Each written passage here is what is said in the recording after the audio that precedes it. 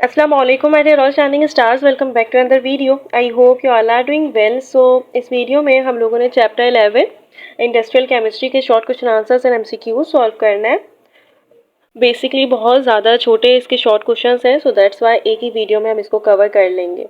MCQ number 1 है super glue is chemically named as. So super glue का एक chemically name होता है और वो नेम होता है cyanoacrylate. So correct option is A.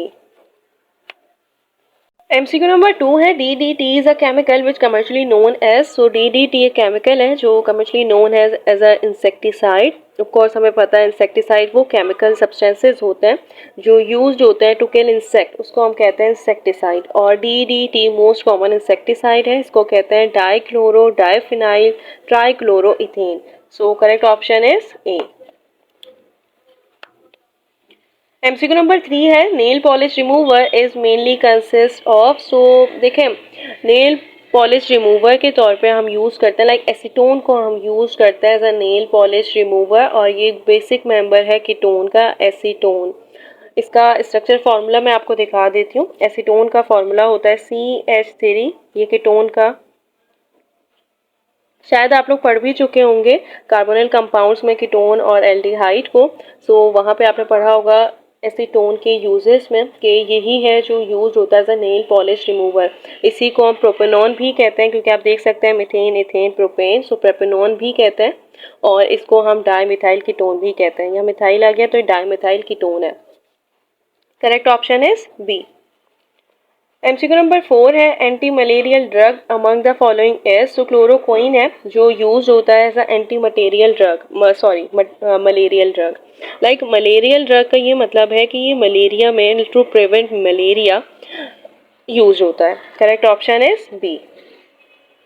MCQ number 5 है aspirin is a pain reliever its chemical name is. So aspirin है जिसके बारे में आपने पढ़ा भी होगा कि ये पेन रिलीवर होता है। सो इसका केमिकल नेम होता है जिसका नेम होता है एसिटाइल सैलिसाइक्लिक। देखें यहाँ पे सी होगा, ये गलत लिखा हुआ है, एसिटाइल सैलिसाइलिक एसिड होता है। करेक्ट ऑप्शन है सी। एंड ये हम यूज़ करते हैं to reduce pain, to reduce inflammation. Correct option है C acetyl salicylic acid. MCQ number 6 है nylon 66 is a condensation polymer of hexamethylene diamine and. So ये होता है एक polymer, condensation polymer hexamethylene diamine and adipic acid. अगर आप लोगों ने अभी तक पढ़ लिया हो, लाइक आपने अगर मैंने टॉपिक भी करवाया था बेसिकली कंडेंसेशन एडिशन पॉलीमर का। लाइक कंडेंसेशन पॉलीमर्स आप एक टॉपिक में पढ़ेंगे पॉलीमराइजेशन। ऑफ कोर्स पॉलीमराइजेशन एक प्रोसेस होता है जिसमें स्मॉल मॉलिक्यूल ज्वाइंट होते हैं together to form very large molecules, उसको हम कहते हैं पॉलीमराइजेशन। और इसकी कुछ टाइप्स होती हैं, 2 टाइप्स होती हैं, एक होती है एडिशन और एक होती है कंडेंसेशन। यहाँ पे हम बात कर रहे हैं कंडेंसेशन पॉलीमर। जब आप कंडेंसेशन पॉलीमर पढ़ेंगे ना तो आपको पता चलेगा कि कंडेंसेशन पॉलीमर में एक एलिमिनेशन हो रही होती है बाय प्रोडक्ट की, जो यूजली वाटर होता है, उसको हम कहते हैं कंडेंसेशन पॉलीमराइजेशन। और इसमें आपको जो एग्जांपल है वो मिल जाएगी नायलॉन 66 की या बैकलाइट की। कंडेंसेशन पॉलीमराइजेशन में कभी भी कोई भी एलिमिनेशन नहीं होती बाय प्रोडक्ट की। हाँ, इसमें हम ये कहते हैं कि बहुत सारे मोनोमर्स हैं जो मिलके बना रहे हैं पॉलीमर। सो ऑफ कोर्स उनका मॉलिक्यूलर मास ज़्यादा होगा, ग्रेटर होगा देन द मोनोमर्स, तो उसको हम कहते हैं एडिशन पॉलीमराइजेशन। बट यहाँ पे कंडेंसेशन पॉलीमर की बात हो रही है और ये पूछ रहे हैं कि ये कैसे कंडेंसेशन प्रोसेस है जो किस चीज़ से मिलके बनता है। ये बनता है hexamethylene diamine and adipic acid. MCQ number 7 है which of the following is not a synthetic plastic. आपको प्लास्टिक का टॉपिक आपकी बुक में मिल जाएगा। आई थिंक आपने मैट्रिक में भी पढ़ा होगा प्लास्टिक के बारे में। कुछ होते हैं सिंथेटिक प्लास्टिक जो बनाने पड़ते हैं और कुछ होते हैं नेचुरल प्लास्टिक ऑफ कोर्स जो नेचुरली हमें मिल जाते हैं। तो यहाँ पे एग्जांपल पूछी हुई है सिंथेटिक प्लास्टिक कौन सा नहीं है। सेलुलोज, और अगर हम बात करें सेलुलोज की, अगर हम बात करें स्टार्च की, तो ये जो प्लास्टिक होते हैं और ये तो जो पॉलीमर्स होते हैं ये होते हैं नेचुरल। सो करेक्ट ऑप्शन है सी। एमसीक्यू नंबर 8 है drugs that lower the body temperature to normal are known as. So देखें एंटीबायोटिक ड्रग्स होती हैं जो लोअर करती हैं बॉडी टेम्परेचर को, लाइक फीवर को रिड्यूस करती हैं। आपने पढ़ा होगा हाइपोथैलेमस को थर्मोस्टेट ऑफ द बॉडी भी कहते हैं क्योंकि वो टेम्परेचर को रेगुलेट कर रहा होता है। सो दैट्स वाई यहाँ पे करेक्ट ऑप्शन बी हो गई, क्योंकि एंटीबायोटिक एक ऐसी ड्रग है जो लोअर करती है बॉडी टेम्परेचर को। MCQ है, which of the following chemical is used as oxidising agent in permanent hair dye. So hair dye के बारे में आपने सुना होगा, वो परमानेंट भी होते हैं, वो टेम्परेरी भी होते हैं। यहाँ पे परमानेंट के बारे में पूछा हुआ है कि उसमें कुछ ऑक्सीडाइजिंग एजेंट हैं जो यूज होते हैं। आपकी बुक में मेंशन है hydrogen peroxide, so correct option is B.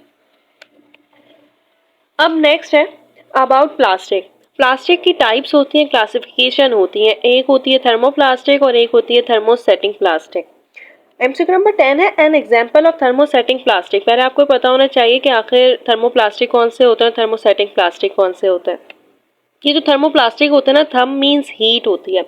सो ये जो प्लास्टिक होते हैं ये फॉर्म्ड होते हैं एडिशन पॉलीमराइजेशन से, और ये सॉफ्ट हो जाते हैं जब भी हम इनको हीट करते हैं। लाइक आप इनको मोल्ड कर सकते हैं किसी भी वैरायटी ऑफ शेप में, उसको हम कहते हैं थर्मोप्लास्टिक। जिसको हीट कर रहे हैं तो वो सॉफ्ट हो रहा है और हार्ड हो रहा है कूलिंग पे। लाइक आप इसको बार बार मोल्ड कर सकते हैं। जबकि जो थर्मोसेटिंग प्लास्टिक होता है ना, थर्मोसेटिंग प्लास्टिक, इसका भी मतलब है therm means heat but setting आ रहा है।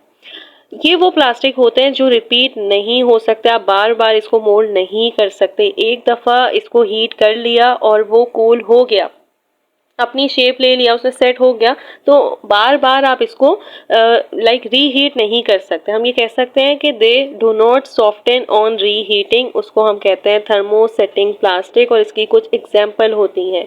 एग्जाम्पल एक होती है bakelite formica, like phenol formaldehyde सिर्फ क्या बनता है, बैकलाइट। ये जो फॉर्मिका, बैकलाइट, एपॉक्सी रेजिन्स होते हैं लाइक एडहेसिव वगैरह, ये सब होते हैं example of thermosetting plastic. Correct option is D.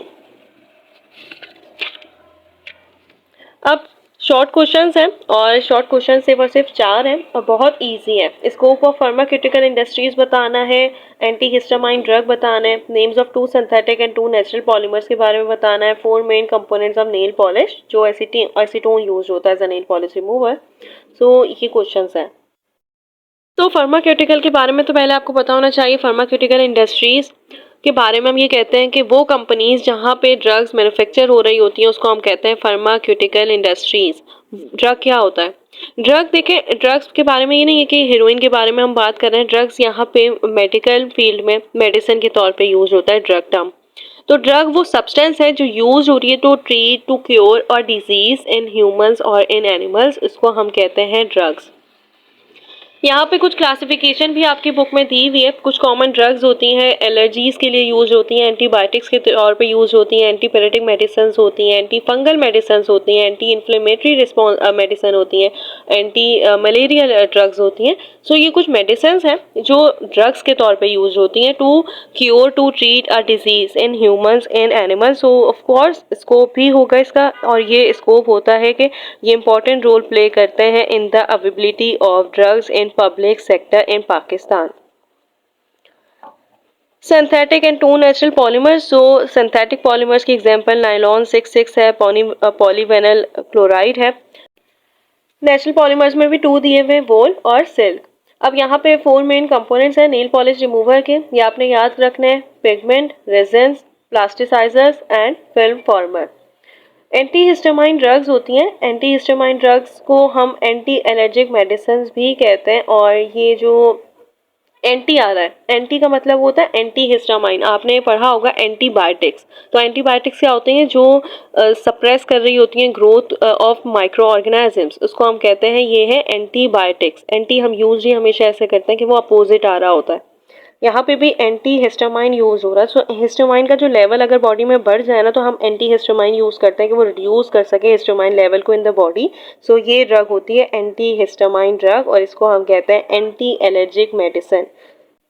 सो ये थे चैप्टर 11 इंडस्ट्रियल केमिस्ट्री के शॉर्ट क्वेश्चंस, और ये बहुत इजी थे, देख सकते हैं आप, ये बहुत इजी है। दैट्स वाई मैंने आपको एमसीक्यूज में ही इसका सॉल्यूशन करवा दिया है।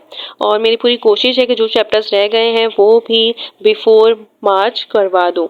एंड वन मोर थिंग कि अभी आपके पेपर्स आने वाले हैं, सो पहले आप अपना सिलेबस कंप्लीट करें एंड देन फिर प्रैक्टिकल सेंटर में पेपर्स होता है। सो आपने वो भी कॉम्प्रिहेंसिव पेपर्स ज़रूर देने चाहिए ताकि आपकी तैयारी आपको पता चल जाए। एंड कुछ भी या तो फिर कोई भी प्रीलियम पेपर उठाइएगा और उसको सॉल्व कर लीजिएगा, उससे भी आपको अपनी प्रिपरेशन का अंदाज़ा हो सकता है।